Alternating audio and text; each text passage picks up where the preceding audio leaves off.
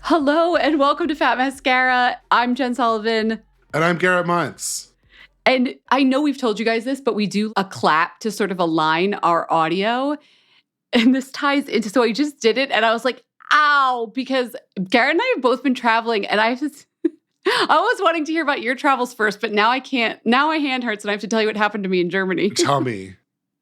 Have you ever rented like the Lime scooters? I have not, but they are everywhere in Europe. Yeah, like if you go to DC or certain cities in the US, they're like, you use the little app. Well, when I'm in Berlin, I love getting around on those. And we went on an epic trip with one, but I was cutting through a park with my husband, Eric, you know Eric, and they had out sprinklers, but it was like one of those rotating sprinklers. So I was like timing my scoot through the path to like not get wet. I don't know what was going on with their German sprinklers, but I got blasted in the face with water. And I was like, fine, I'm fine. Just keep going. You're okay. And I shook off the water. But then there was a huge hose in front of the path. And my scooter jumped this big hose and just... the wipeout was so epic, I can't even tell you. No. Did you like faceplant?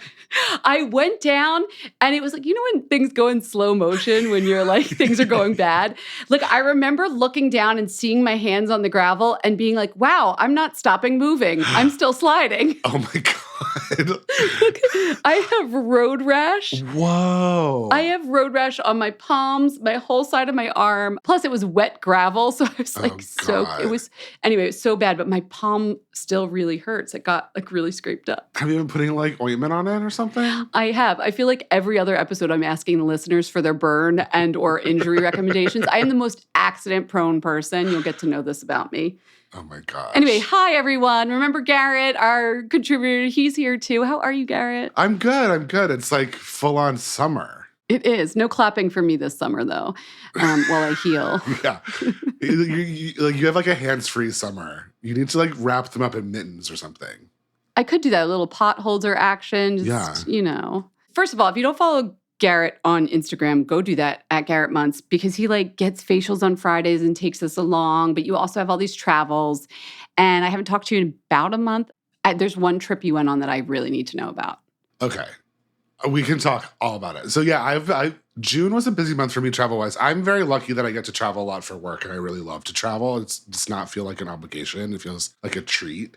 So I'm actually working on a story that's kind of an ongoing story for Esquire about the best new wellness resort hotel type places.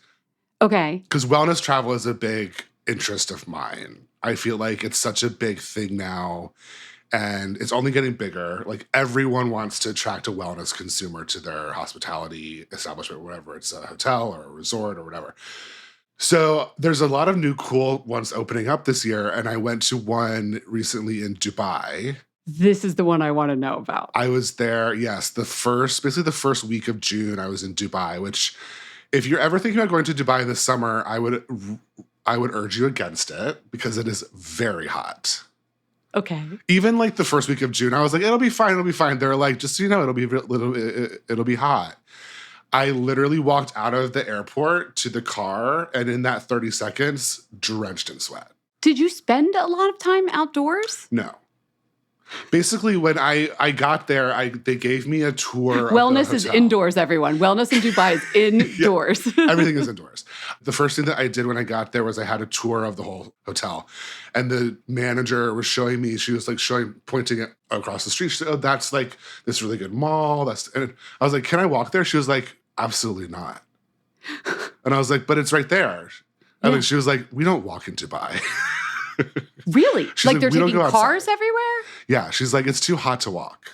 Okay, so it's like Vegas in the high heat of the summer. Vegas is a very good comparison because it's it's desert, but everything there is very new feeling, very large scale, new, shiny, luxury. Including your hotel. Wait, what's the name of the hotel? Okay, so the hotel that I was at was called Cyro.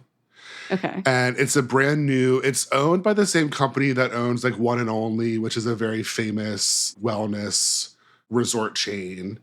So it's a new brand from that hotel group. And what's interesting, the reason that I wanted to go is it's a fitness and wellness hotel.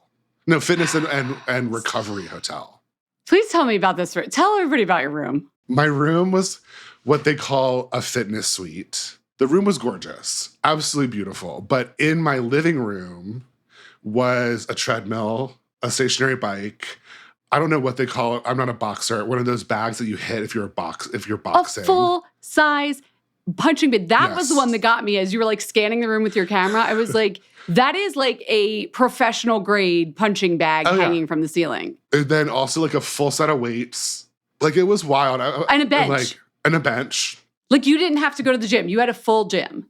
Correct. Taunting you in your room. But the thing is that like what was so funny about it is like this whole hotel is set up around fitness. So the gym itself is like probably it easily is the best hotel gym I've ever been in, if not one of the best gyms in general that I've ever been in. It was huge. Yeah, and usually that's like the afterthought when you're traveling. Yeah, I mean, I don't know about you, but like hotel gyms are important to me because if I'm traveling for work, I attempt to have as much of my normal routine intact as I can. Garrett, how many times a week do you go to the gym when you're not traveling? 5 to 6. Wow. I don't know. You guys only see Garrett from like the head up when you go on our Instagram. He's buff as hell. Let me just tell you. You're flattering me now. Listen, I enjoy working out. I do. I'm very strict with my routine when I'm home. I'm on a strict diet. I'm on a strict workout plan. I work with the coach. So like when I travel, and because I do travel quite a bit, it's hard sometimes to keep that routine because also it's like I'm not on vacation. I don't want to like get in that mindset of like every time I travel. See, that's the thing, because as I was watching, I was thinking to myself, who's going to go here on their vacation? But they're marketing it to you're in Dubai for business. You don't want to get off your usual game, high-performing individual. Come to this hotel. Right. This is for the luxury traveler who does not want to compromise their fitness and wellness routine while they're traveling. But it could be for business. It's not like you're going there to like a yoga retreat and you're going to this hotel. This makes more sense to me. Okay. They had me working out like 3 times a day when I was there because not only was I they have personal trainers, which you can book, who are like world-class athlete master trainers. Then they have all these classes, like spinning classes, HIIT classes, Barry's kind of classes, yoga classes. Did you take any group classes? I took a lot of them, like 2 a day, basically. I was there for 4 nights. So I was there for Wait, tell me who the clientele was. Yeah, I mean, Dubai is 90% expat. So I had a hard time understanding who, because also the other thing, people that live there can just join this gym. Okay. So there was a mix of locals and there was a mix of guests, which I thought was really interesting too, because I met a few people just talking in class, whatever, who live there. It's in downtown. So apparently, I don't know if a lot of people live downtown, but like apparently people like to live close to where they work and where their lives are. There's not a lot of traveling across the city to get places. There's no sprawl in Dubai. Yeah, it's like you kind of stick to your area, apparently. Like that was cool because at first I was like, how many guests of this hotel are they getting that they can sustain all these classes? That's my main question, because in my head it was like, oh, you go to Costa Rica for a yoga retreat, you go to Dubai for this fitness retreat, but it's not like a retreat. It's its own gym, and it is a business hotel. It's truly like living in a really, really, really nice gym, which I was like, sign me up. Like, this is great. The other thing, too, that I thought was really awesome is that, well, 2 things. They have an in-house dietitian. Like, I had a Zoom call with her the week before I went. I walked through my entire diet with her. I sent her my diet because I have it all written out. And she basically recreated my diet for me while I was there using their food. Okay, now you have me, because that's always the thing when you're traveling for work. You have to get like a room service if you arrive late and nothing's open. Absolutely. And it's always the least, like, here's your iceberg lettuce and some French fries. And like a club sandwich, which I love. I love a club, but it's like, come on. So you got the food that you were used to. How was it prepared? Was it good? Delicious. I mean, listen, and it was also fascinating because I am a psycho and I tend to, because I'm usually so strict, I sometimes travel with food. Listen, it's a no judgment zone at Fat Mascara. Our listeners are getting to know you. We don't judge here. I would say you're probably the opposite of Jess and I, but no, maybe you're the opposite of me, but. One time I was on a trip with Jess and I brought all of my own food and she was like, really? But it was hilarious. I literally had like smoothies but in I'm a not Ziploc judging bag. here on the mic. I'm not going to judge. But that's kind of my vibe usually. Like I attempt to do as much as I possibly can to stay on track while I'm traveling. So this was really helpful because she did it all. Like she even said, because in this building, there's a Cyro, and then there's also part of the building is one and only. So it's two hotels. Okay. And in this kind of general area, there's all these restaurants. So she was like, go to this restaurant for lunch, order this. So she would integrate in not just food that they prepared for me, like room service. Oh, so you could go and go to a restaurant, but you would know which restaurant to go to. And what to order so that it fit in my plan. And she was saying part of her job is working with all these chefs to try to get them to understand the wellness and dietary needs of their customer better so that they might be able to adjust their meals. Because she was like, this is the other thing. I'm on a bulking plan right now because I'm trying to gain muscle. I eat a lot of food. Okay. Like, I'm eating like 6,000 calories a day. Wow. And probably a lot of protein, I imagine? Of protein. Carbs. But you want good 6,000 calories. You don't want I'm not eating like cheesecake. 5 Big Macs a day. I mean it's very regimented. But she was like, this is actually really hilarious to me because most of the people that come here, they want to eat less calories. Like they have a calorie cap. She must be used to that. Yeah. Or if like celebrities are in town and they're on like 1,000 macrobiotic calories a day. Or she was saying people have like really specific dietary issues. Like I cannot have any gluten. I'm allergic to this. Oh, so this would be the hotel chain to go to. Yeah. So she was like, a lot of that. I mean, I thought that was a really, really awesome aspect of this hotel because fitness is great, working out is great, but for people that are on a holistic plan, diet is almost more important. So you don't want to work out a lot and then eat crappy hotel food. And then the third part of this whole equation is the spa.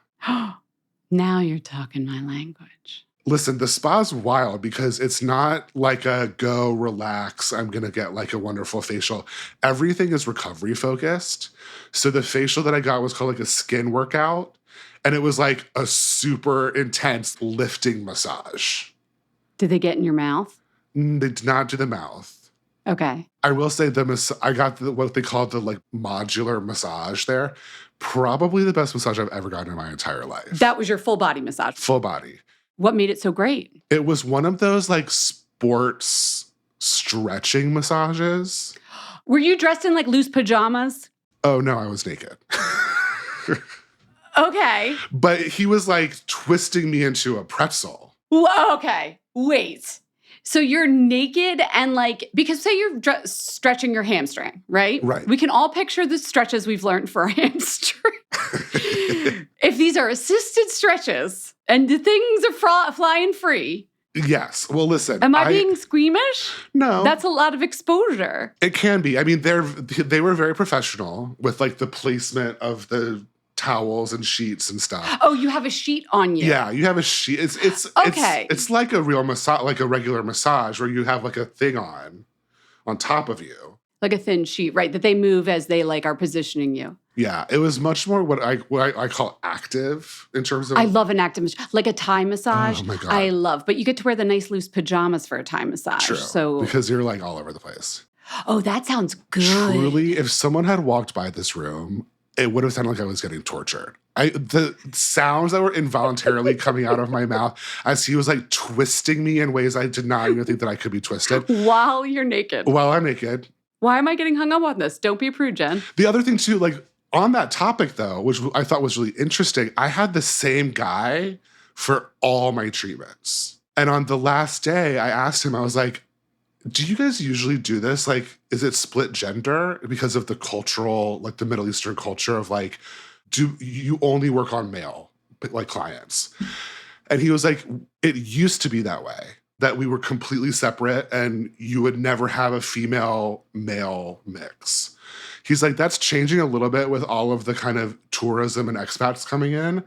But he was like, this just kind of worked out because there's only 2 guys that work here and the other guy was off the last 2 days. So that's why I've just been with you the entire time. Okay, it wasn't just because you're a VIP. You just happened to but get like, yeah. I thought, I did ask because I was like, it is kind of odd that like I've only seen this one guy this whole time. And I haven't seen a single female therapist. The female and the male parts of like the spa were on completely opposite ends. Which isn't that unusual, right? No. Even if you weren't in a Muslim country. Like that's, Correct. Yeah. Perfectly honest, I don't want guys in my recovery room when I'm just like hanging out, with my cucumber slices. I hear you. I mean, I also like if I ever get asked the option, I actually ask for a male therapist. And here's why. I've heard from multiple people that when presented with the option of a female or male therapist, most people will pick female. So the male therapists get booked less. Oh, so you're so like I'm being like, kind? I want the boys to have, it's like, come on, we're all beauty people. Like, I was talking to like a spa director about this a while back, which I thought was really fascinating because she was like, it's all in the wording. If you say, do you have a preference? Most people will say no. But then if you ask, would you prefer a male or female? They will say female. Oh. Isn't that like fascinating? Yeah. So if they want the guys to get more work, just say, do you have a preference? Because I think I always say, no, I don't have a preference. It's fine. Right. Unless I was naked. Yeah. I don't know. I'd rather be a woman if it was stretchy time. But when you get like a traditional massage, do you keep your underwear on?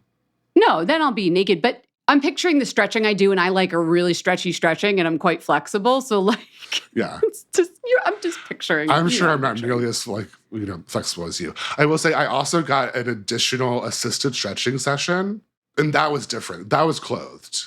And had you ever been? This is sorry, guys. We'll get off this soon, but I love spa talk, and we haven't chatted about spas in a while. That a stretch, I think it's called in New York City without the E, and it's like assisted. Had you had that? I have. I love the treatments there. It is so good. I used to go pretty often, actually. I know. The pandemic probably, and I just never went back after that.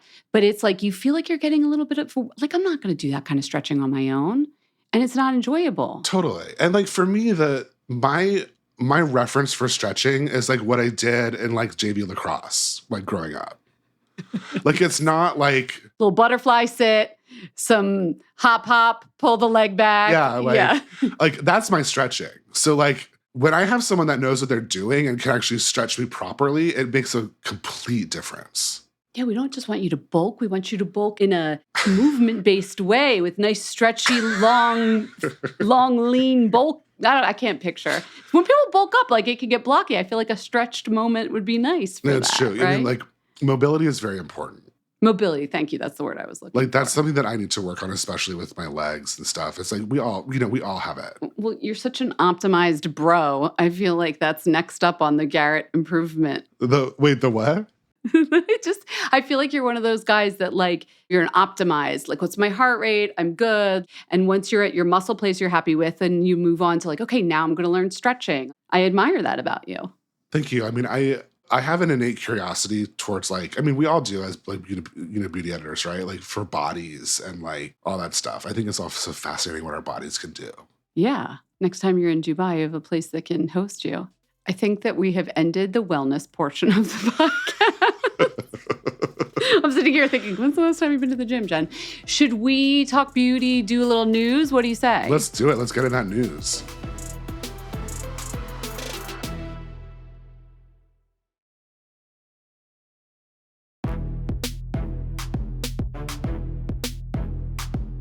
Okay, let's talk news.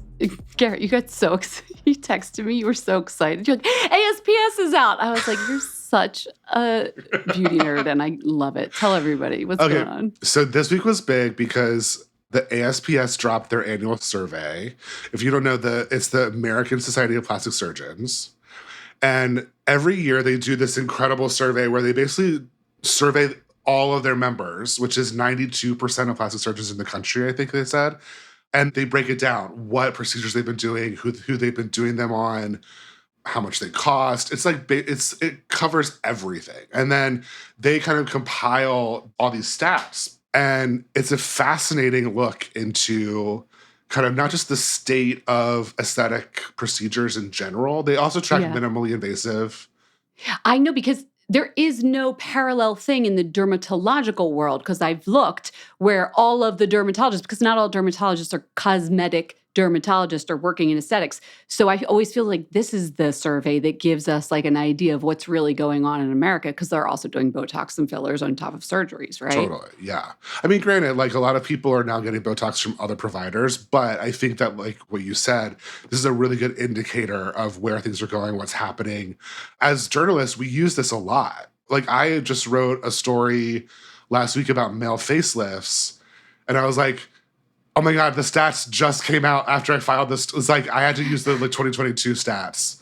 But you know, we do use these a lot. I mean, it's a really good resource just for us, for doctors, but also just if you're curious about what's happening. Or you could just listen to this podcast, because we'll tell you That's true. some We're highlights. going to go into it. Yeah, what did you think was interesting this year? I mean, I love when they kind of interpret stuff for it, you know, when they do the trends. I mean, I don't know, you and I kind of talked about this. One of the big trends that they are talking about in this report is this idea of the ballet body, Yeah, which I have thoughts. the name, first of all, is terrible. Yeah, it literally, the top of the page was ballet body beautiful. And yeah. There's some problematic aspects to this idea of the ballet body, but I think what's interesting and what they mean by it is that it signals this shift away from kind of the overdone, uber curvy, very like implant focused look And of also the past. liposuction focus to get that like whittled waist. Right. The With tiny the waist that BBL, they, with you the know, breast implants. right. The reason that they're kind of talking about this ballet body is that there was an increase in people getting their breast implants removed last year. Yeah, 9% increase in removals, which I thought was really interesting. And then an increase in fat transfers instead and lifts. So you're talking about a more natural, it's not as much about size, it's more about shape.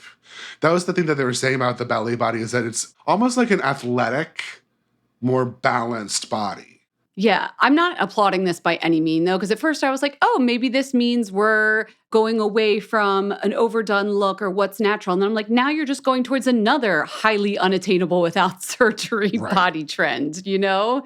So it's interesting. It doesn't speak to me at all about like, people are less interested in having plastic surgery. They are even more so. It's just, we know bodies and faces and things are trendy the way fashion is, and we're trending away from voluptuousness, at least according to the plastic surgeons in this survey. Yeah. So that was interesting. I mean, they were like, it's a more natural look. I was like, what about a ballet dancer's body is natural looking? Thank you. That's what I meant. It takes so much work for ballerinas to get in the shape that they're in. Yeah. I mean, it was kind of an odd leap for me.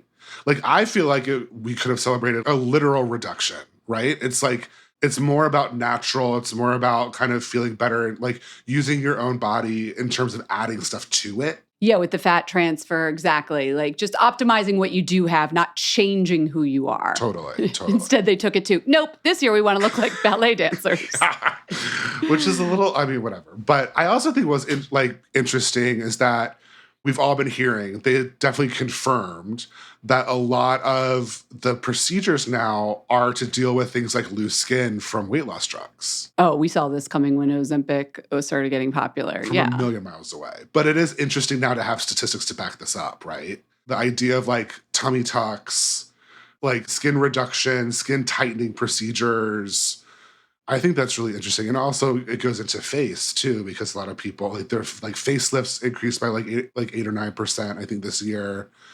So there's a lot there. I think you and I were both curious about the pricing conversation. Oh, that was the last thing I was going to point out too. Yeah. It's really hard, I know, from writing for The Cut, because they'll always ask like, what's the average price? It is almost impossible to give people the average price for minimally invasive procedures in the US and or surgeries. They differ, but the surgeons fill this out. So I saw that the average neuromodulator injection, so your Botox, your Dysport, et cetera, is $435 per session in the United States, which kind of tracks to me, because when I've paid for like Botox in one area, like just the 11s and maybe a tiny bit more on the forehead, it's usually like $500 in New York, maybe 400, 500. Yeah. But that's just one area. So I guess if you're getting multiple areas, it would be more. But for people out there who are wondering or who might be like neuromodulator curious, I think depending on where you live, that's a good entry point. Totally. Kind of, not entry point, like average point number. It actually was lower than I thought it was, personally. You thought it would cost more. Well, we live in New York City, and I feel like every time we see something, also, I don't know about you, but I like to go to like the very best and Totally. most lauded injectors. So their prices are probably a bit higher than most people would expect. But I mean, yeah. I thought was in like on that topic too, is that they were saying that a lot of the prices for injectables particularly have gone down. Yeah. Oh my God, I just had an interview with Dr. Sung. His name is, he's a plastic surgeon here in New York City. And he was talking about, he's like, I can't compete with a Botox bar because their prices, they buy in bulk. They get rewarded by the companies that sell these drugs, the more that they buy. And then they pass the savings along to you. He's like, so if you're coming to a boutique, one-stop shop, they just will be more expensive because they pay more for the drugs. And I was like, I didn't even think about that. Like when you're going to the Botox bar, you're going to like the Costco of injections. And maybe that's not a good analogy, but it kind of is. It's a volume business at those places, and they're going to pass along the savings to you. Right. Which I also think, I want to be clear that, I mean, at least for me, I think that a Botox bar or those kind of places are not the same as a med spa. Oh, you don't? I do not. Because one of the things that I've always heard from dermatologists and from doctors is that you want to go to an injector that does a lot of injecting. And sometimes the doctor whose name is on the door of the practice is not the one doing the injections, period. So you might be going to this famous doctor, but then his nurse is the one doing the actual Botox. And that's not necessarily a bad thing either, because that means that she's doing this all day long and she's really good at it. Are you talking about at a doctor's office or at a Medi Spa or at a... I mean, I think that a Botox bar, like let's just say like an Alchemy 43 or something like that, they're doing this all day long. So they're actually really good injectors because that's all they're doing. They're not getting pulled away to do a skin check or a laser or this. They're truly just injecting all day long. So I would feel more comfortable going to that kind of place than like a random med spa that has a Botox special. Got it. Okay. Yeah, no, that makes sense to me. And I do think some of the best injectors are those people, as long as they've had the training. Like, yeah, They know it better than some. They're the ones who are actually teaching the doctor training sometimes when you see these conferences and who's on the list of like trainers. But well, the other thing too, not to digress too much, because I do want to go back to the report, but like doctors don't learn injections in, med school anyway. Of course. So they're going to do the same extra training that these other people are doing. Yeah, for cosmetic reasons. Obviously, if you have like ptosis or something, they're going to know how to deal with that. But that's a good point. Back to the report, though, I thought what was fascinating was one thing that they said, which I hadn't actually ever thought about, was in times of economic uncertainty, minimally invasive procedures increase. Is this our next lipstick index? Yeah, I mean, that's kind of it, right? Because I was like, at first that didn't make sense to me because I was like, but you have to pay that over and over and over versus a surgery where it's a one-time, hopefully it's a one-time expense. But then I was like, well, yeah, of course, because it's a lower price, so you don't feel like you're paying as much for it. Yeah, there's a psychology to that as well, which is people are like, oh, it's just $400, not adding up. Like you could have had a facelift at this point with their multiple fillers and toxins that you've put in over the years. But you know what? I'll link to the survey in our episode recap so people can see more of the details. But I'm happy to hear what you thought was interesting. Moving on, can we talk about iRoma? Oh my God, yeah, we got to talk about this. I wanted to go to learn about this and see it in person, but I was in Germany, but you went. Tell everybody what iRoma is. What did you learn? Okay, so I went to this appointment and I met with this company called iRoma Sense. And it's actually fascinating. So it's a new technology that picture almost like a little pod, like a little disc. I'm gonna sound really old. Almost like a slide projector. Okay, keep going. But like tiny. So inside of it, there's a drum, and there's like little vials of fragrance inside. So the way that this is set up right now, the first phase of this is get everybody iRoma. iRoma. iPod. Yeah, okay. Just making that connection for my slow self that took a second. It's connected to like an AI-driven app type thing, right? Mm-hmm. So the first phase of this is aimed at retailers. So theoretically, you go into like a fragrance boutique, not the department store, but like a boutique that sells multiple fragrances. Instead of having all of these bottles around, and the salesperson could say like, I'm like, I don't know what fragrance I want. You take this little quiz, it pairs you with like 1 to 4 fragrances that you will probably like. And then the little pod spits out the fragrance and you can smell it. And is it spitting out accords and notes or actual fragrances you could then buy? Actual fragrances. So the Right, retailer So instead would of going load around it. the store and they're picking up bottles and spraying a bunch of blotters, that you just go to the pod and you can do all your testing right there. Correct. So they would load it with whatever they carry. I know that's phase 1. Can I talk about phase 2? Because this is what got me excited, and I emailed them because I wanted to know more. They have this idea that we will have iRomas in our home connected to our entertainment systems so that when we're watching, an ad for fragrance, when the advertisement comes on, the tester will then let you smell the fragrance, fine. But they're in talks to have directors of movies use this as part of the cinematic experience so that we're watching Dune and, I don't know, Spice comes out. And then the spice just hits you in the face when Timothy's riding the worm. Like, what does spice smell like? I mean, it is a really This gives cool the director idea. the ability to then create this 5th dimension of sensory experience. Well, I guess they don't have touch yet.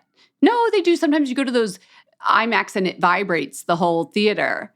So I could see it being both in like a movie experience, but also they even told us in homes they're thinking eventually. They're actually recruiting directors right now. So I asked if you go to their website, if anybody knows anybody in entertainment that like wants to experiment this. I was like, maybe artists want to experiment with this as well. I'm not sure. You can go to their website. We will link to it. But as of, they said, hopefully in 2025, they might start selling them to people who would want them in their home. So like say you have an Alexa and you have your projector, you might also have your iRoma. And when you're watching TV, you could smell stuff. I mean, it's a really cool idea. They were also telling me that they want to put it actually in theaters too. So it's like. Oh, okay. So I wasn't just hypothesizing. Look at my report. My reporting was like, I bet that. And Garrett's like, no, Jen, I went and I spoke to them in person, not just on email. And this is what's happening. No, this is what you get at Fat Mascara. You get on the ground reporting. You get theoretical analyzing. So like that was what hooked me too. But then there were 2 things in addition to that they told me that I thought were really interesting for our listeners and also for you. So second of all, they're working on scent emojis. Say more. Okay, so picture this. You and I, we each have an app and we each have an iRoma. I can text you on the app. And instead of doing an emoji, I can send you a scent. So I'm like, I'm already picturing my friend exactly who I'm going to prank with this. I cannot wait. I had the same thought. I was like, what kind of like disgusting scents can we put anywhere? Like, just go over to your iRoma. Just sent you something. Just like, love you. I mean, I thought it was really cool though, because I was like, that's actually really funny and really interesting in a way. It's like, I would never think to use scent that way. But think about it, your iPhone, when it gives you the photo memory, it triggers like that nostalgia, that memory, brings you back to when you had that photo. I love those dumb little videos they send you sometimes. But scent does that better than any visual ever could. So say your friend that you went on a beach vacation with and you were like, just thinking of you, and you send them a photo and like a little like coconut breeze. Yeah. Yeah, exactly. Like a little vacation sunscreen scent. Yeah. I think it's a really cute idea. And I was also like, but then how does it work if you're not home? They're like, well, you can wait to open it until you're home. Yeah. So you don't have to like miss the scent. Because I was like, what if I'm out and someone sends me the scent and I miss it because it's like my dogs are home and they're like, what's that weird smell? But it's not like I'm not there to like appreciate it, right? No, but like an iTouch message where like you play it like an audio when you're ready to be experiencing the iRoma. I love that. Oh, do we know when that's coming? He showed me the app. So they're actually developing the app now. Okay. It's like it's a real thing. I don't know what the timeline is on that. I think like the movie thing is probably gonna be first, but Yeah. who knows? The other thing that I thought was fascinating, and I think you're gonna love this, is that they're looking at it for medical use, right? So one of the things that he said that they're actually studying it for a specific thing right now that he couldn't tell me. But the first thing that they tried was, you know how during COVID people lost their sense of smell? Mm-hmm.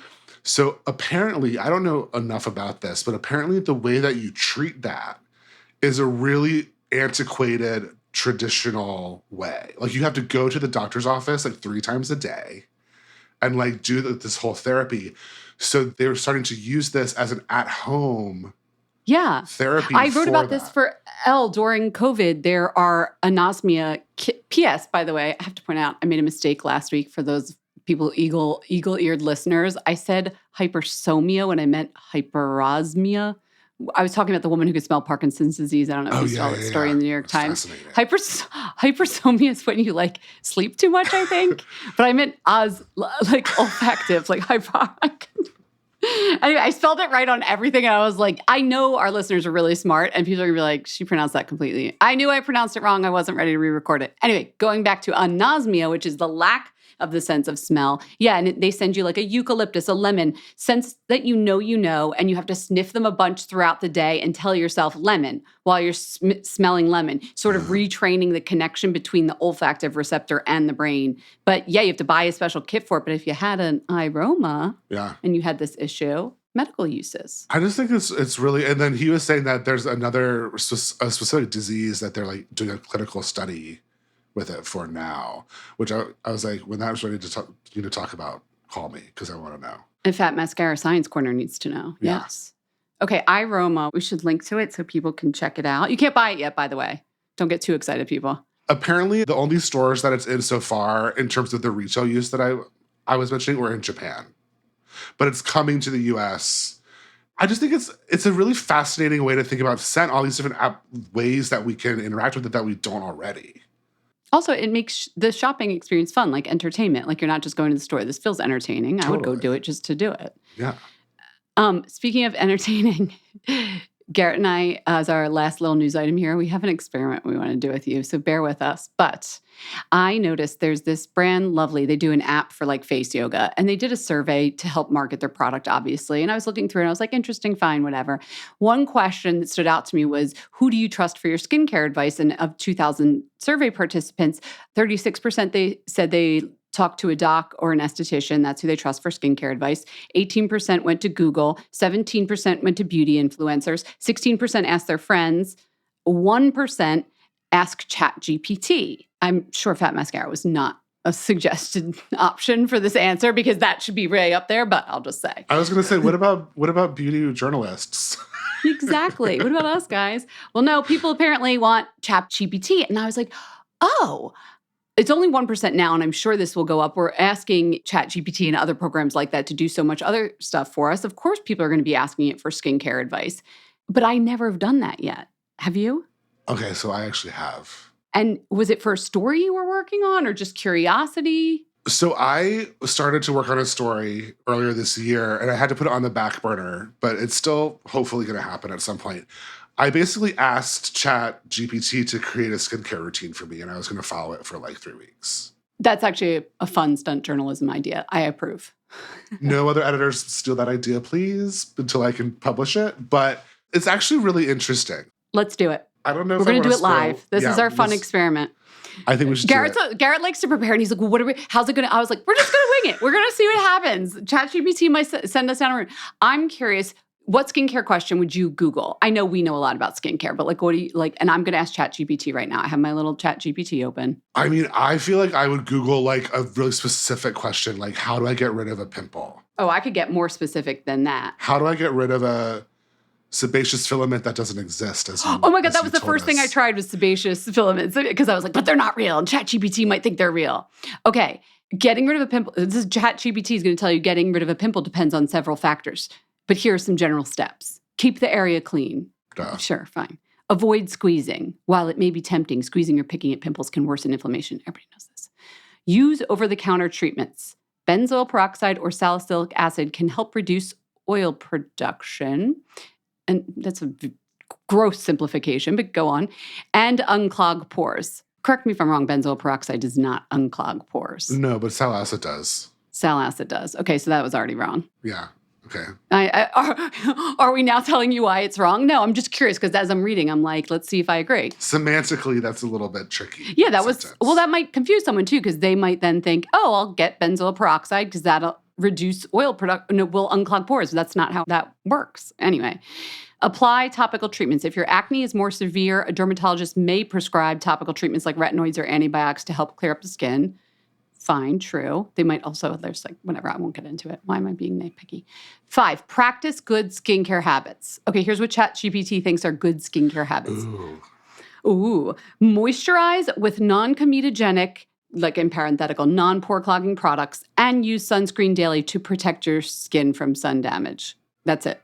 Okay. Those are the 2 tips to have healthy skin. Yeah. And then the last thing they're going to tell you when you asked, how do I get rid of a pimple? Consider your lifestyle factors. Eat a balanced diet, manage stress levels, and get enough sleep.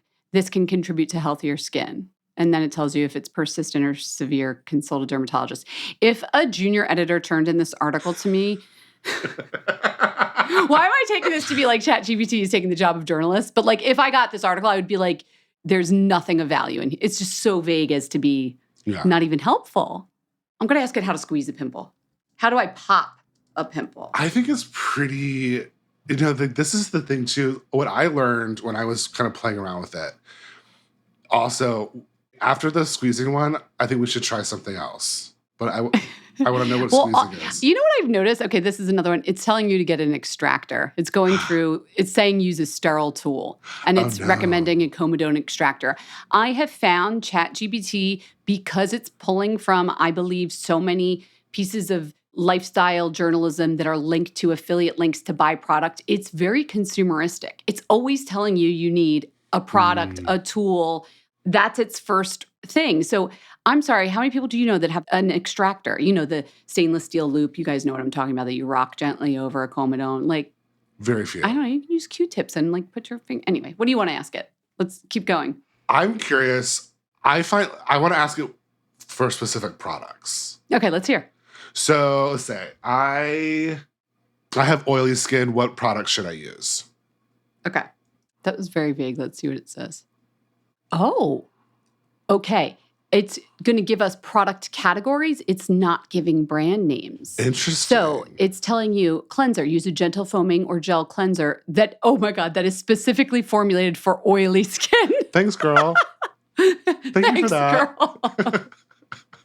She just turned into that girl. And we were like, no. Toner, opt for a toner. Who uses toner anymore that is alcohol-free and contains ingredients like witch hazel, salicylic acid, or niacinamide? These can help to... Okay, I have lots of questions about this. Like niacinamide, that's going to be in an essence, and it's definitely not going to be in a toner. Also, how does that help with oily skin? It's a lot. Then it wants us to moisturize because even oily skin needs hydration. Thanks, girl. Choose an oil-free or non-comedogenic moisturizer that is lightweight and won't clog your pores. Cool. Thanks, girl. Yeah. I mean, I find that to be fascinating because I want It's not great advice. So one of the things that I found, this is a little bit of a spoiler for my story, so promise that you'll still read it when it comes out eventually. Everybody promises. I literally had to say, give me specific product recommendations for each step in my routine. And I will say they weren't terrible product, but they were also the most basic. Okay, I just asked it for the toner. Number 1, Thayer's Witch Hazel facial toner. Classic. Yeah, perfect. If you were telling me to have a toner with witch hazel, sure. Right. Then it's going to tell me La Roche-Posay Effaclar Clarifying Solution Face Toner for Oily Skin. Here's what scares me. The fact that it just pulled these out, going to come along, advertisers are going to come along, and we're going to get branded content within the AI chatbots, and then it'll become just as untrusted as the first Google search result, which somebody paid for to get the top placements. The brand that buys the most marketing wins. Okay, so I hadn't thought about that, but you're completely right. Yeah. Like once this becomes more commonplace, I also, for me, I was like, I know where they're pulling this from because it's like the most commonly recommended products you could find. Yeah, it's going to be a lot of quote unquote editor favorites. Right. Or dermatologist favorites or expert, all of that. And that's not a bad thing, but I'm just like, it is the very lowest common denominator. And then I was also like, but what do you, if you're turning to this program for advice, if one of those products doesn't work for you, do you go back to it and say, hey, Chat GPT, Thayer's didn't work for me. Is there a different one that I should try? Yeah. Like, what's it going to say? Go to buy Thayer's again? Yeah, and it goes back to what there was another question that in that lovely survey was talking about, I believe it was 14% of people have had a skin reaction to advice or product they got from an influencer. Yeah. Like, there's no recourse there. I just asked it for the best sunscreens, and they are, as suspected, some of like the editor favorites. We've got Elta MD, La Roche-Posay, Anthelios, Melton Milk, CeraVe, Hydrating Mineral, Neutrogena, Ultra Sheer, Dry Touch, Supergoop, Biore. Perfect. But yeah, wow. Wait, now this is our last thing we're gonna ask. What's the best beauty podcast? But change our opinion of ChatGPT skincare. Number 1, Fat Mascara. Yes. Woo! There we go. So it's just kidding, everybody. ChatGPT knows exactly what it's talking about.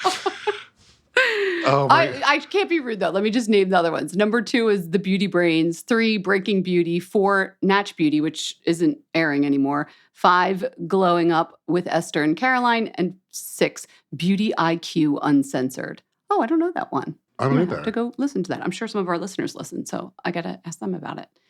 Anyway, I think more people will be asking it for skincare advice, thinking that they are getting like the true best answer. When you and I can both see from the advice it's giving, this is pulling from both of us has written these articles for 10 years. We know which products, we know the advice, the SEO optimized article that all of us have written.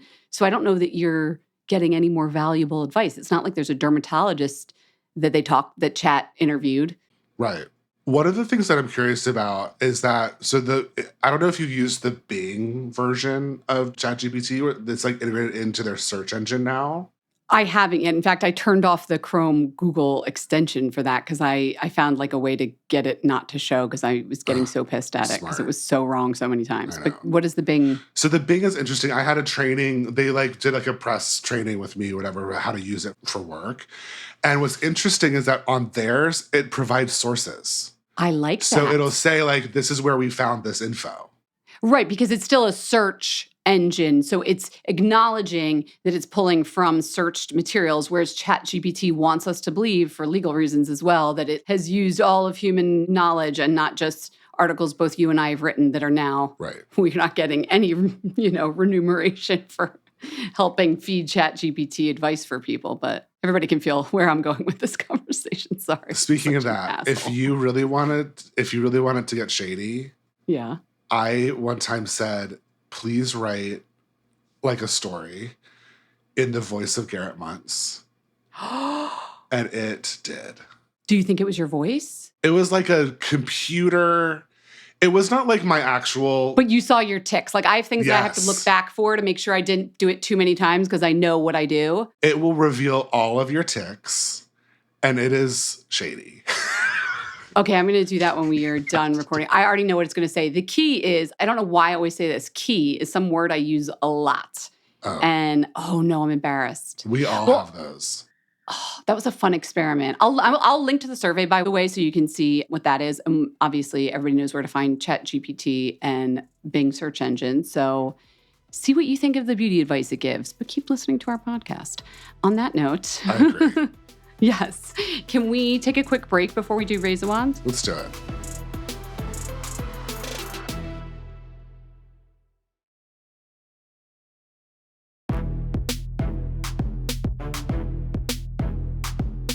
Okay, it is time to raise a wand.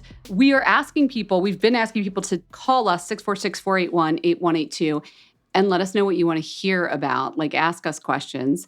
And you can also email us at info@fatmascara.com. You know how it works. But I got a lot of emails and not a lot of calls. People do not like hearing their own voice. I don't know if you've noticed. It's true. It takes a long time to get used to. I feel like I'm just like, I have to listen to myself so much that I'm so used to it. But y'all sound wonderful. Pick up the phone and talk to me. I want to hear your voice. But it's okay, Nadia. I understand. You wanted to send an email. Let me read to you her raise a wand. Subject, raising a wand to Aveeno's 60-second in-shower facial with 3 exclamation points. I had no idea this product existed until earlier this year, but now I don't think I can live without it. I love this stuff. It's the lazy girl's closest thing to actual real-life facial. It is a physical, creamy, yet a bit gritty, and chemical, parenthetical, AHA. I love our listeners. They know their shit. Exfoliant.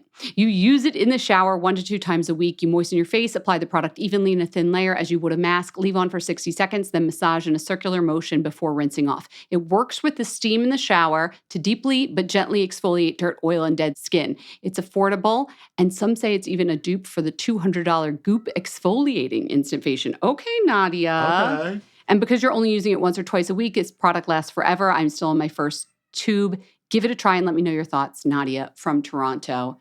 I love a bargain, first of all. And usually I'm like, oh, I don't want to spend more, like a 5-minute mask in the shower or like a hair thing. I'm like, I'm not going to do that. But 60 seconds? Yeah. I love an in-shower anything, but it has to be fast. 60 seconds feels pretty fast. Yeah. And that makes sense to me. Your skin's already warmed up and accepting whatever product you're going to be putting on it.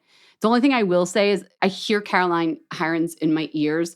Like she told me I'm not allowed to rinse my face under the shower stream. Oh, why? Because that temperature is too hot for facial skin, which, yeah, she's technically right. You're only supposed to use like warm, tepid water to wash your face. And if you have rosacea like me, like anything above 100 whatever degrees, like I don't like a hot shower. But I also feel like if you're doing, this product has like a kaolin clay in it, you need warm water to get that off. Cold water is not going to remove like a clay-based exfoliating steam-on mask thing. Yeah, it's like, what's better, rubbing it a lot to get it off or letting it? You could let the warm water do its thing. Yeah. This is fun, though, because, yeah, you're not going to stand over a steaming sink bowl and do any type of treatment, but you already have the steam in the shower and Aveeno. Love that. Love it. Yes. Thanks, Nadia. If you want to raise one, you know what to do. Call us 646-481-8182. All right, Garrett, it's your turn. What are you raising a wand to this week? I'm so thrilled with my razor wand. Okay, So, that's how it works. You should be thrilled. love it. Cannot stop using it. So I have entered, I don't know about you, but I've entered the multiple showers a day moment of the year. Okay, yes. It is 95 degrees here. Yes. I'm a sweaty guy. I sweat all the time. I take at least 2, sometimes 3 showers a day now in the summer. Since we started this podcast with your workout regimen, I think this tracks. He's working out like 2 times a day. Yes. Okay. But I also just like have been sitting here in my bedroom for like an hour and I sweat. Yeah. Like it's just how I am. So at night, I've been doing my nighttime shower. I also do cold showers, by the way. Oh. So I like Caroline Hirons will like you. I hope so. I would love that. Anyway, at night, I've been using the new Malin & Getz Smoothing Eucalyptus Body Gel after my shower. Wait, not a shower gel, a body gel. It's like a lotion gel. To me, a gel is like an alcohol-based and might be drying and wouldn't moisturize. Like, tell me what's going on here. What is this magic? So I'm also, I'm not a lotion guy. I hate lotion. And so I will use it because I need to sometimes, but it's not my usual vibe. It's like a gel texture. It's like a cloudy green, like it's basically the color of my background here. Yeah, or you know what it's looking like? I just looked it up, like an after sun gel from back in the day when you had a sunburn. Kind of. Yeah. But yet it's moisturizing. It's moisturizing. I'm sure it has aloe vera in it. I should have checked the No, I'm looking ingredients right before now. this It has a little bit of urea, which is an excellent moisturizer and exfoliator at the same time. We love urea. And not too much of it, because that's the stuff you put on your feet at like 40%. It is so good. You only need a little bit. It spreads really well. It's like, because it's not a cream base, it glides over your skin. It has this kind of cooling aspect because of the gel. I will say it tends to leave. I wouldn't probably use it in the morning because it tends to have a little bit of a stickiness if you use too much. It took me a while to find the right amount. But if you're just like going to bed right after, it's wonderful. Yeah, I would think you would want to moisturize because you have lots of tattoos as well that look better when you're hydrated. Totally. But I feel like this is good for guys with body hair. It is, because it rubs in really fast. I have never met a man with body hair who puts on body lotion. And every guy I've ever dated has a lot of body hair. And I feel like it's just gross. Body hair adds a whole nother level of like weirdness. Like, yeah, you can't use certain textures. I was going to say, they also, at the same time that they came out with this gel, they came out with a eucalyptus body scrub. And when you pair them together, mama, it is amazing. Okay. It's like life-changing. Does it smell like eucalyptus? Because Yes. eucalyptus anything, I'm sold. It also feels My like favorite summer. scent in the entire Yeah, world. you just feel cooler. Like you bring everything down 2 degrees when eucalyptus is involved. And the double dose, if you do the scrub in like the shower and then you do the gel after the shower, you get this double dose of like eucalyptus. Speaking of body hair too, the scrub is perfect because the grains are really small, so they don't get caught in your body hair if you're a man. Oh, okay. That's a whole other thing about scrubs, is like sometimes they get caught. Oh yeah, if you were like the classic fresh sugar with the big crunchy crystals. Can't use it. Oh yeah, never thought about that. I typically use like a chemical exfoliant on my body because of that reason, but this scrub is really good. But it's really, for me, it's about the gel. Because the gel is like a life-changing, like cool down. You still want to get moisturized in like the summer, even though you're like sweaty and gross. It's perfect like before bed. Slide into some nice cool sheets with it on. Ooh. Woo, it's amazing. Yeah. When your air conditioner is just not working like the way you want it to, get the eucalyptus smoothing body gel. That's a good one. Or it's blasting and it's just cool. Double just coolness. Like you're chilly at night. I feel like we're having a mind meld on Fat Mascara this week because I am also bringing a watery gel to water droplet texture product in the Biore UV Aqua Rich SPF 50. Oh. People who know sunscreen may know the Biore sunscreens, which were forever available in Asia, but like you would have to buy it on Stylevana or Amazon and not Sure here in the US. But now they're finally reformulated to be officially US FDA approved for SPF 30 and SPF 50. If you've ever tried the Japanese version, this has a little bit thicker of a barely thicker consistency because obviously certain sunscreens are only approved for use in those countries. They are not approved here, but it's amazing. I brought it to Berlin, and I don't know if you've ever seen a kid, or sometimes, frankly, I'm pulling your gender into this, or a man apply facial sunscreen. It's like they're doing the Olay splash commercial to their face. Like they put it in their palms, rub it between their palms, and then just like put like the Home Alone. Like just like slap their hands on their face and just start rubbing around, mush, mush, mush. What is up with that? Men do not know how to apply products to their face. I'm so sorry. I was I shouldn't have made that a question that you needed to answer. Rhetorically, what's up with men and kids just like smushing sunscreen? And then the kids are always like, oh, it stings. And I'm like, you just literally stuck it straight in your eyes. You're like squeezing the bottle into your eyes. Because Atlas is 10, so he's at that age where like, I don't need to put sunscreen on you. You're old enough to put sunscreen on yourself. But clearly I probably should have taken the time to have like an application lesson. Like ... and then we rub in. But then I'm watching Eric do it, and he is modeling poor behaviors for his son. They're both like washing their face with this stuff. And I was like, all right, well, we'll see if it holds up. It is so good because it does not sting your eyes at all. If you have sensitive skin, it has a watery consistency. This is the other thing. You've seen a kid apply sunscreen. They don't rub it in. Forget it. If there was any chance of a white cast, it's going to be like full-on toothpaste on their face because they just don't rub it in enough. So this one does not leave any cast. It's like a gel, watery consistency, so it disappears immediately. Doesn't sting the eyes. Sensitive skin safe. The only thing I'll say is it does have fragrance, and it was odd to me because the fragrance was quite fragrancy at first, but then it disappears almost immediately because I don't like a lot of fragrance on a facial sunscreen. Yeah, totally. It feels like it should be skincare. But I think maybe because there's a little bit of like denatured alcohol as part of the like gel type consistency, they might have put the fragrance to cover up that scent. So it might be like a masking fragrance, but it really goes away right away. And if you have kids, do not let them have it for their body. You will waste the whole tube, as you know. This is just for their face and like around their eyes so it doesn't sting, but you don't have to spend extra on like baby formula sunscreen because it's only $14 for like a good facial size tube, which to me is like mass prices. Like I think it's a good price for a sunscreen that's not going to sting your eyes. Anyway, I love that. Is it water resistant? Okay, so that's the thing. It is not water resistant, which obviously if you're going in the pool or the beach would not be great. We were using it walking around the city. But I will say that Atlas is super duper fair, like the whitest of whites. And he gets a sunburn very easily. And he was sweating a lot because it was hot in Berlin. And he did not get any color or burns or freckles when he was wearing this. So it clearly, it stands up to sweating. Obviously, if you're going to be going in a pool or whatever, I can't raise a wand to that. But I'll raise a wand to like the gel watery consistency and the rub-in nature of it all. That's amazing though. I feel like you don't really always need your daily sunscreen to be water resistant. I don't think so. In fact, most of my facial sunscreens aren't. And also, I'm not doing the kind of sweating I would do if I went for like a run. If you're doing that, you'd probably want water resistant. I mean, I feel like the running is the most important part, whether it's because I find I've used to use the Japanese version that I would buy off of Amazon of the Biore, and it ran. By the end of the day, my eyes would be stinging. Okay, so not only did it not stay where it was, if it did get in your eyes, it was stingy. To me, that's the thing with this one, no stinging. The texture's nice and whatever, but like, if you have sensitive eyes and you know what kids are like, this is so unstingy that like I have to raise a wand to it. Oh, I love it. Yeah. That sounds awesome. All right, everyone, go pump the air conditioner if you're so lucky enough to have one, because if you live in Berlin, you probably don't. And then get some beauty sleep. Get some beauty sleep. We hope you enjoyed the show. It's your reviews and feedback that help us make the podcast even better.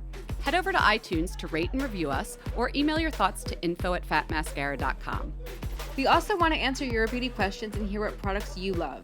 To share a Raise a Wand product review or to ask a beauty question, email us at info@fatmascara.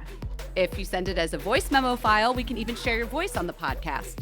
You can also do that by leaving us a voice message. Our phone number in the United States is 646-481-8182. Thanks so much for listening.